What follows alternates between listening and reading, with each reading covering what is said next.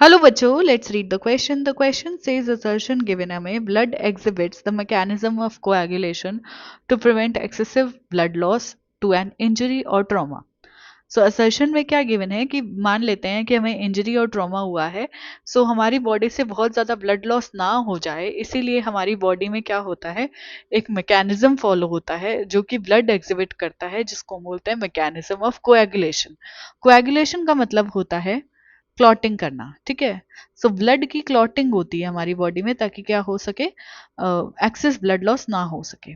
ठीक है, सो ये स्टेटमेंट करेक्ट चला जाता है. सेकंड गिवन है clot is formed by a series of linked enzymatic reactions, जिसको लिंक्ड एंजाइमेटिक रिएक्शंस को हम कैस्केड प्रोसेस भी बोल सकते हैं. ठीक है, सो यहाँ पे कहने का ये मतलब है कि क्लॉट जो है वो ऐसा नहीं कि लगी और क्लॉट फॉर्म हो जाएगा. बहुत सारे एंजाइम्स जो हैं वो रिएक्ट करेंगे, एक सीरीज में रिएक्शन होगा, उसको हम कैस्केड प्रोसेस बोलते हैं. जो रिएक्शन सीरीज में होता है उसको कैस्केड प्रोसेस बोला जाता है और फिर फॉर्म होता है क्लॉट. फॉर एग्जाम्पल अगर हम देखें क्लॉटिंग कैसी होती है, तो प्लेटलेट्स प्लस जहाँ पे हमारे, जहाँ जिस भी टिश्यू पे हमारी इंजरी हुई है वो, ये दोनों एक्टिवेट हो जाते हैं और एक एक फैक्टर रिलीज करते हैं जिसको हम बोलते हैं थ्रोम्बोप्लास्टिन. थ्रोम्बोप्लास्टिन, ये थ्रोम्बोप्लास्टिन के बाद खूब सारे लिंक्ड एंजाइमेटिक रिएक्शंस होंगे और एक एंजाइम का कॉम्प्लेक्स फॉर्म होता है जिसको हम बोलते हैं थ्रोम्बोकाइनेस. थ्रोम्बोकाइनेस बोलते हैं. अब ये थ्रोम्बोकाइनेस क्या करता है, हमें ये पता है कि हमारे प्लाज्मा के अंदर कुछ प्रोटीन्स प्रेजेंट होते हैं, एल्ब्यूमिन, ग्लोब्यूलिन, फाइब्रिनोजन, प्रोथ्रोम्बिन, इस तरीके से प्रोटीन्स प्रेजेंट होते हैं. ठीक है, तो हमारे ब्लड में प्रोथ्रोम्बिन प्रेजेंट है, प्रोथ्रोम्बिन प्रेजेंट है, और हमारे ब्लड में प्रेजेंट है फाइब्रिनोजन, फाइब्रिनोजन प्रेजेंट है.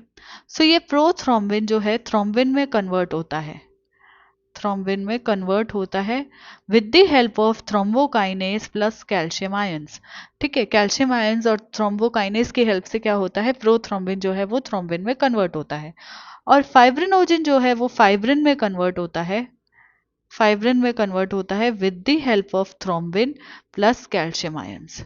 ठीक है, with the help of thrombin क्या होगा, फाइब्रिनोजन में फाइब्रिन कन्वर्ट हो जाएगा. ठीक है, सो ये क्या है, series of linked enzymatic reactions चल रही है, इसको हम कैस्केड प्रोसेस बोलते हैं. तो क्लॉट जो है इस तरीके से फॉर्म होता है. सो रीजन भी हमारा करेक्ट है, बट ये दोनों ही स्टेटमेंट अलग अलग है. रीजन जो है वो असर्शन को क्लियरली एक्सप्लेन नहीं करता है. ठीक है, सो फर्स्ट गिवन है both assertion and reason are true and reason is correct explanation of assertion. So reason जो है करेक्ट एक्सप्लेनेशन नहीं है असर्शन का. सेकंड गिवन है both assertion and reason are true but reason is not the correct explanation of assertion.